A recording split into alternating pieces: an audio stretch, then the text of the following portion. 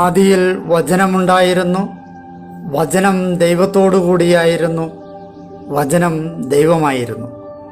അവൻ ആദിയിൽ ദൈവത്തോടു കൂടിയായിരുന്നു. സമസ്തവും അവനിലൂടെ ഉണ്ടായി, ഒന്നും അവനെ കൂടാതെ ഉണ്ടായിട്ടില്ല. അവനിൽ ജീവനുണ്ടായിരുന്നു, ആ ജീവൻ മനുഷ്യരുടെ വെളിച്ചമായിരുന്നു. ആ വെളിച്ചം ഇരുളിൽ പ്രകാശിക്കുന്നു, അതിനെ കീഴടക്കുവാൻ ഇരുളിന് കഴിഞ്ഞില്ല. തൻ്റെ പ്രബോധനങ്ങളാൽ നമ്മെ ജ്ഞാനികളാക്കുന്ന സകലത്തിൻ്റെയും നാഥനായ ദൈവം വാഴ്ത്തപ്പെട്ടവനാകട്ടെ. ഞങ്ങളുടെ കർത്താവായ ദൈവമേ, അങ്ങയുടെ ജീവദായകവും ദൈവീകവുമായ തിരുവചനങ്ങളുടെ മധുരസ്വരം ശ്രവിക്കുന്നതിനും ഗ്രഹിക്കുന്നതിനും ഞങ്ങളുടെ ബുദ്ധിയെ പ്രകാശിപ്പിക്കണമേ. അങ്ങയുടെ വിശുദ്ധമായ പ്രബോധനത്താൽ ഞങ്ങളെ ജ്ഞാനികളാക്കണമേ. ഞങ്ങളുടെ ഇരുളടഞ്ഞ ജീവിതത്തെ അങ്ങയുടെ വചന വെളിച്ചത്താൽ പ്രകാശിപ്പിക്കണമേ. അങ്ങയുടെ വചനങ്ങളാൽ ഞങ്ങളുടെ മനസ്സിനെ ജ്വലിപ്പിക്കണമേ.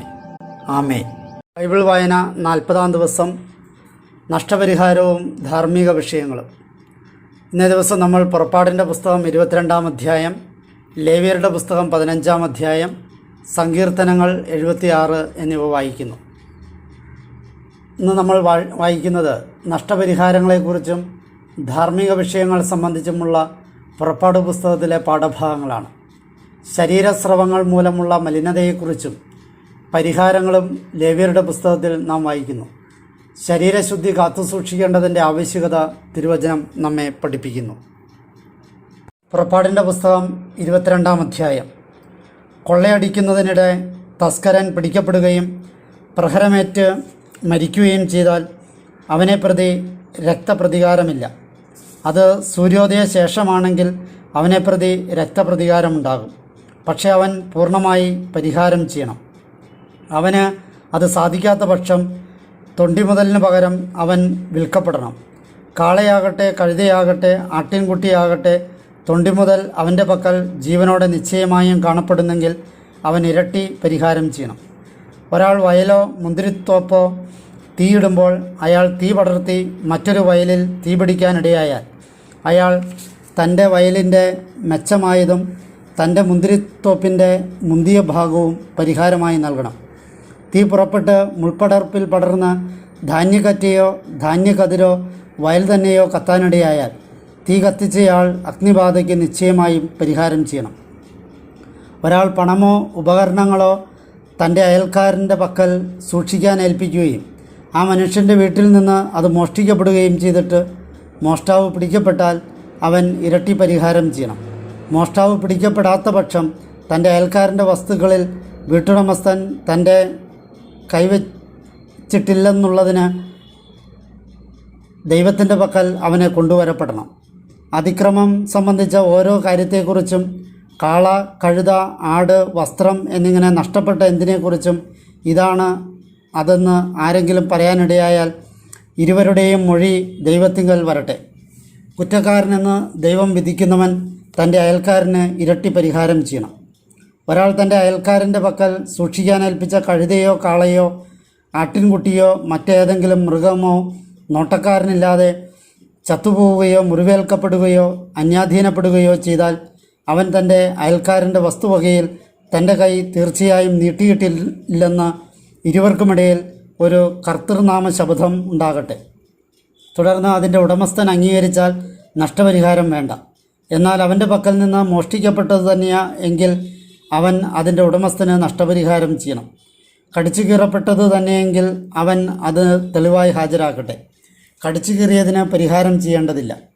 ഒരാൾ തൻ്റെ അയൽക്കാരനിൽ നിന്ന് വായ്പ വാങ്ങിയ മൃഗം അതിൻ്റെ ഉടമസ്ഥൻ അതിനോടൊപ്പം ഇല്ലാതിരിക്കെ മുറിവേൽക്കപ്പെടുന്നതിനോ ചാകുന്നതിനോ ഇടയായാൽ അയാൾ തീർച്ചയായും നഷ്ടപരിഹാരം ചെയ്യണം. എന്നാൽ അതിൻ്റെ ഉടമസ്ഥൻ അതിനോടൊപ്പം ഉണ്ടായിരുന്നെങ്കിൽ നഷ്ടപരിഹാരം ചെയ്യേണ്ടതില്ല. അത് വാടകയ്ക്കുള്ളതാണെങ്കിൽ അതിൻ്റെ വാടകയുമായി അവന് പോകാം. ധാർമ്മിക വിഷയങ്ങൾ സംബന്ധിച്ച് വിവാഹം നിശ്ചയിക്കപ്പെട്ടിട്ടില്ലാത്ത ഒരു കന്യകയെ വശീകരിച്ച് ഒരാൾ അവളോടൊത്ത് ശയിക്കുന്ന പക്ഷം അയാൾ അവൾക്ക് ഒരു ഭാര്യയ്ക്കുള്ള സ്ത്രീധനം കൃത്യമായി നൽകണം. അവളെ അയാൾക്ക് കൊടുക്കാൻ അവളുടെ പിതാവ് തീർത്തും വിസമ്മതിച്ചാൽ കന്യകൾക്കുള്ള സ്ത്രീധനത്തിനൊത്ത പണം അയാൾ തൂക്കിക്കൊടുക്കണം. മന്ത്രവാദിനിയെ ജീവിക്കാൻ അനുവദിക്കരുത്. മൃഗത്തോടൊത്ത് ശയിക്കുന്നവൻ തീർച്ചയായും വധിക്കപ്പെടണം. കർത്താവിനല്ലാതെ അവിടത്തേക്ക് മാത്രമല്ലാതെ ദേവന്മാർക്ക് ബലിയർപ്പിക്കുന്നവൻ ഉന്മൂലനാചാര വിധേയനാകണം. പ്രവാസിയെ നീ ദ്രോഹിക്കുകയോ അവനെ ഞെരുക്കുകയോ അരുത്.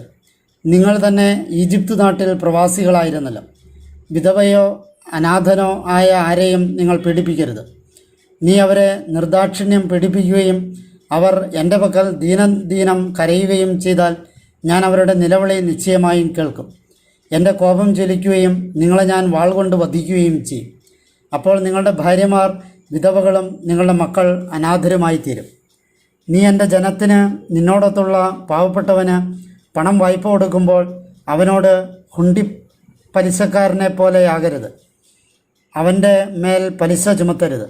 നീ അയൽക്കാരൻ്റെ മേലങ്കി പണയം വാങ്ങുന്ന സാഹചര്യമുണ്ടായാൽ സൂര്യാസ്തമനത്തോടെ അതവന് തിരികെ കൊടുക്കണം. എന്തെന്നാൽ അത് മാത്രമാണ് അവൻ്റെ പുതപ്പ്, അവൻ്റെ ശരീരത്തിനുള്ള അവൻ്റെ ഉടുപ്പാണത്.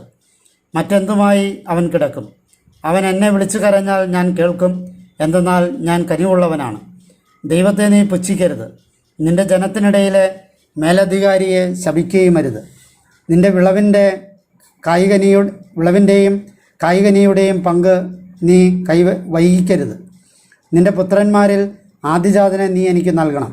നിന്റെ കാളയെയും ആടിനെയും സംബന്ധിച്ചും ഇപ്രകാരം തന്നെ നീ ചെയ്യണം.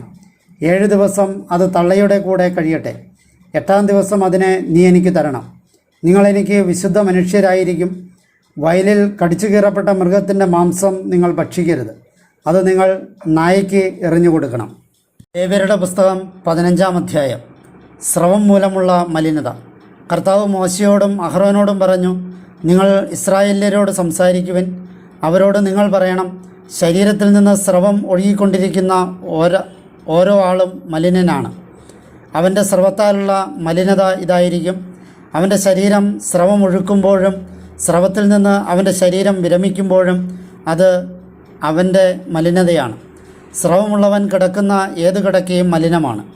അവനിരിക്കുന്ന ഏത് ഇരിപ്പിടവും മലിനമായിരിക്കും. അവൻ്റെ കിടക്ക തൊടുന്നയാൾ വെള്ളത്തിൽ തൻ്റെ വസ്ത്രങ്ങൾ അലക്കുകയും കുളിക്കുകയും വേണം. അവൻ വൈകുന്നേരം വരെ മലിനനായിരിക്കും. സ്രവമുള്ളവൻ ഇരുന്ന ഇരിപ്പിടത്തിൽ ഇരിക്കുന്നവൻ വെള്ളത്തിൽ തൻ്റെ വസ്ത്രങ്ങൾ അലക്കുകയും കുളിക്കുകയും വേണം. അവൻ വൈകുന്നേരം വരെ മലിനനായിരിക്കും.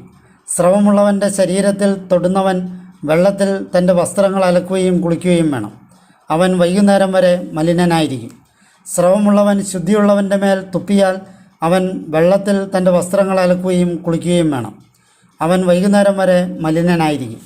സ്രവമുള്ളവൻ യാത്ര ചെയ്യുന്ന ഏത് വാഹനവും മലിനമായിരിക്കും. അവൻ്റെ കീഴെയുള്ള എന്തിനെയെങ്കിലും സ്പർശിക്കുന്ന ആരും വൈകുന്നേരം വരെ മലിനനായിരിക്കും.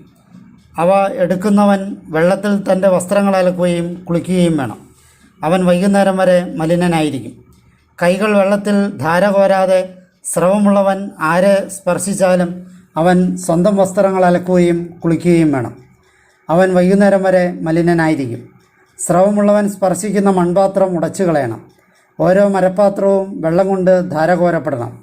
സ്രവമുള്ളവൻ സ്രവത്തിൽ നിന്ന് ശുദ്ധിയുള്ളവനാകുമ്പോൾ തൻ്റെ ശുദ്ധീകരണാനുഷ്ഠാനത്തിനായി 7 ദിവസം കണക്കുകൂട്ടണം. തുടർന്ന് ഒഴുകുന്ന വെള്ളത്തിൽ അവൻ തൻ്റെ വസ്ത്രങ്ങൾ അലക്കുകയും തൻ്റെ ദേഹം കഴുകുകയും വേണം. അപ്പോൾ അവൻ ശുദ്ധിയുള്ളവനാകും. 8-ാം ദിവസം അവൻ തനിക്ക് വേണ്ടി 2 ചങ്ങാലികളെയോ 2 പ്രാവിൻ കുഞ്ഞുങ്ങളെയോ എടുക്കണം. കർത്തൃസന്നിധിയിൽ സമാഗമ കൂടാര വാതിൽക്കൽ ചെന്നിട്ട് അവൻ അവയെ പുരോഹിതൻ്റെ പക്കൽ ഏൽപ്പിക്കണം. ഒന്നിനെ പാപമുക്തിയാഗമായും ഒന്നിനെ ഹോമയാഗമായും പുരോഹിതൻ അവയെ അർപ്പിക്കണം. അങ്ങനെ അവൻ്റെ സ്രാവത്തെ പ്രതി പുരോഹിതൻ അവനു വേണ്ടി കർത്തൃസന്നിധിയിൽ പരിഹാരം ചെയ്യണം. ബീജസ്ഖലനമുണ്ടായാൽ പുരുഷൻ തൻ്റെ ദേഹം മുഴുവൻ വെള്ളം കൊണ്ട് കഴുകണം. അവൻ വൈകുന്നേരം വരെ മലിനനായിരിക്കും. സ്ഖലിത ബീജം പറ്റിയ ഏത് വസ്ത്രവും ഏത് തുകലും വെള്ളം കൊണ്ട് കഴുകണം. അത് വൈകുന്നേരം വരെ മലിനമായിരിക്കും. സ്ത്രീയോടൊത്ത് ശയിക്കുന്ന പുരുഷന് ബീജസ്ഖലനമുണ്ടായാൽ അവൻ വെള്ളത്തിൽ കുളിക്കണം. വൈകുന്നേരം വരെ അവൻ മലിനനായിരിക്കും. സ്ത്രീ സ്രവാവസ്ഥയിലായിരിക്കുകയും അവളുടെ ശരീരത്തിലെ സ്രവം രക്തമായി തീരുകയും ചെയ്താൽ 7 ദിവസത്തേക്ക് അവൾ ആർത്തവത്തിലാണ്. അവളെ സ്പർശിക്കുന്ന ആരും വൈകുന്നേരം വരെ മലിനനായിരിക്കും. അവളുടെ ആർത്തവകാലത്ത് അവൾ കിടക്കുന്നതെന്തും മലിനമായിരിക്കും, ഇരിക്കുന്നതെന്തും മലിനമായിരിക്കും. അവളുടെ കിടക്ക സ്പർശിക്കുന്ന ആരും വെള്ളത്തിൽ തൻ്റെ വസ്ത്രങ്ങൾ അലക്കുകയും കുളിക്കുകയും വേണം. വൈകുന്നേരം വരെ അവൻ മലിനനായിരിക്കും. അവൾ ഇരുന്ന ഏത് ഇരിപ്പിടത്തിലും സ്പർശിക്കുന്ന ആരും വെള്ളത്തിൽ തൻ്റെ വസ്ത്രങ്ങൾ അലക്കുകയും കുളിക്കുകയും വേണം. വൈകുന്നേരം വരെ അവൻ മലിനനായിരിക്കും. കിടക്കമേലുള്ളതിനെയോ അവൾ ഇരിക്കുന്ന ഇരിപ്പിടത്തിന്മേലുള്ളതിനെയോ ഒരുവൻ സ്പർശിച്ചാലും അവൻ വൈകുന്നേരം വരെ മലിനനായിരിക്കും. പുരുഷൻ അവളെ പ്രാപിക്കുകയാണ് ചെയ്തതെങ്കിൽ അവളുടെ ആർത്തവ മലിനത അവൻ്റെ മേലുണ്ടാവുകയും അവൻ 7 ദിവസത്തേക്ക് മലിനനായിരിക്കുകയും ചെയ്യും. അവൻ കിടക്കുന്ന ഏത് കിടക്കയും മലിനമായിരിക്കും. ഒരു സ്ത്രീക്ക് ഋതുകാലത്തല്ലാതെ ഏറെ ദിവസത്തേക്ക് രക്തസ്രാവം ഉണ്ടാവുകയോ ആർത്തവശേഷം രക്തസ്രാവം തുടരുകയോ ചെയ്താൽ അവളുടെ മലിനതയുടെ സ്രവദിനങ്ങളെല്ലാം ആർത്തവ ദിനങ്ങൾ പോലെയായിരിക്കും. അവൾ മലിനയാണ്. രക്തസ്രാവ ദിവസങ്ങളെല്ലാം അവൾ കിടക്കുന്ന എല്ലാ കിടക്കയും അവൾക്ക് തൻ്റെ ഋതുകാലത്തെ കിടക്ക പോലെയായിരിക്കും. അവൾ ഇരിക്കുന്ന ഇരിപ്പിടമെല്ലാം ഋതുകാല മലിനത പോലെ മലിനമായിരിക്കും. അവൾ സ്പർശിക്കുന്ന ആരും മലിനനായിരിക്കും. അവൻ വെള്ളത്തിൽ തൻ്റെ വസ്ത്രങ്ങൾ അലക്കുകയും കുളിക്കുകയും വേണം. വൈകുന്നേരം വരെ അവൻ മലിനനായിരിക്കും. അവൾ തൻ്റെ സ്രാവത്തിൽ നിന്ന് ശുദ്ധി പ്രാപിച്ചാലും 7 ദിവസം കൂടി അവൾ കണക്കാക്കണം. അതിനുശേഷമേ അവൾ ശുദ്ധിയുള്ളവളാകൂ. 8-ാം ദിവസം അവൾ തനിക്ക് വേണ്ടി 2 ചങ്ങാലികളെയോ 2 പ്രാവിൻ കുഞ്ഞുങ്ങളെയോ എടുത്ത് അവയെ സമാഗമ കൂടാരവാതിൽക്കൽ പുരോഹിതൻ്റെ പക്കൽ കൊണ്ടുവരണം. പുരോഹിതൻ ഒന്നിനെ പാപമുക്തിയാകവും മറ്റേതിനെ ഹോമയാഗവുമാക്കണം. സ്രവം മൂലമുള്ള അവളുടെ മലിനതയെ പ്രതി പുരോഹിതൻ കർത്തൃസന്നിധിയിൽ അവൾക്ക് വേണ്ടി പരിഹാരം ചെയ്യണം. തങ്ങളുടെ മധ്യത്തിലുള്ള എൻ്റെ ആലയത്തെ തങ്ങളുടെ മലിനത വഴി പങ്കിലമാക്കി അവർ മരിക്കാതിരിക്കേണ്ടതിന് ഇസ്രായേല്യരെ അവരുടെ മലിനതയിൽ നിന്ന് നീ അകറ്റി നിർത്തണം. ഇതാണ് സ്രവമുള്ളയാളെ സംബന്ധിച്ച നിയമം. അതായത് തന്നിൽ ബീജസ്ഖലനം സംഭവിക്കുക വഴി മലിനനാകുന്നവനെയും ആർത്തവാതുരയായവളെയും പുരുഷനെയോ സ്ത്രീയോ ആകട്ടെ സ്രവമുള്ള ആരെയും മലിനയായവളോടൊപ്പം ശയിക്കുന്ന പുരുഷനെയും സംബന്ധിച്ചുള്ളത്. സങ്കീർത്തനം 76. ദാവീദിൻ്റെ പ്രസിദ്ധിയും പ്രതാപവും. ഗായക നേതാവിന് തന്ത്രിവാദ്യങ്ങളോടെ ആസാഫിൻ്റെ കീർത്തനം ഗീതം. ദൈവം യൂദയായിൽ പ്രസിദ്ധനാണ്. ഇസ്രായേലിൽ അവിടുത്തെ നാമം മഹനീയവുമാണ്. അവിടുത്തെ വിഹാരം സാലമിലാണ്, നിവാസം സിയോനിലും. വില്ലൊളികളും പരിചയും വാളും യുദ്ധവും അവിടെ വെച്ച് അവിടുന്ന് തകർത്ത് കളഞ്ഞു. സല. അങ്ങ് പ്രഭാപൂർണനാകുന്നു. വേട്ടമൃഗങ്ങളുള്ള മലകളേക്കാൾ പ്രതാപവാനാകുന്നു. മനക്കരുത്തുള്ളവർ കൊള്ളയടിക്കപ്പെട്ടു, അവർ നിദ്രയിലാണ്ടു. യോദ്ധാക്കളാരും സ്വന്തം കൈക്കരുത്ത് കണ്ടെത്തിയില്ല. യാക്കോബിൻ്റെ ദൈവമേ, അങ്ങേ ശാസനമൂലം തേരും കുതിരയും മോഹാലസ്യപ്പെട്ടു. അങ്ങ് തന്നെ ഭീതിതൻ. അങ്ങയുടെ കോപാവസ്ഥയിൽ തിരുമുമ്പിൽ ആര് നിൽക്കും? സ്വർഗത്തിൽ നിന്ന് അങ്ങ് വിധി വിളംബരം ചെയ്തു. ഭൂമി ഭയന്ന് നിശ്ചേഷ്ടമായി. ഭൂമിയിലെ സകല പീഡിതരെയും രക്ഷിക്കാനുള്ള ന്യായവിധിക്കായി ദൈവം എഴുന്നേറ്റപ്പോൾ തന്നെ. സല. മനുഷ്യനോടുള്ള ക്രോധം പോലും അങ്ങേക്ക് സ്തുതിയാണ്. ക്രോധാവശിഷ്ടം അങ്ങ് അരപ്പട്ടയാക്കും. നിങ്ങളുടെ ദൈവമായ കർത്താവിന് നേർച്ച നേർന്ന് നിറവേറ്റുവിൻ.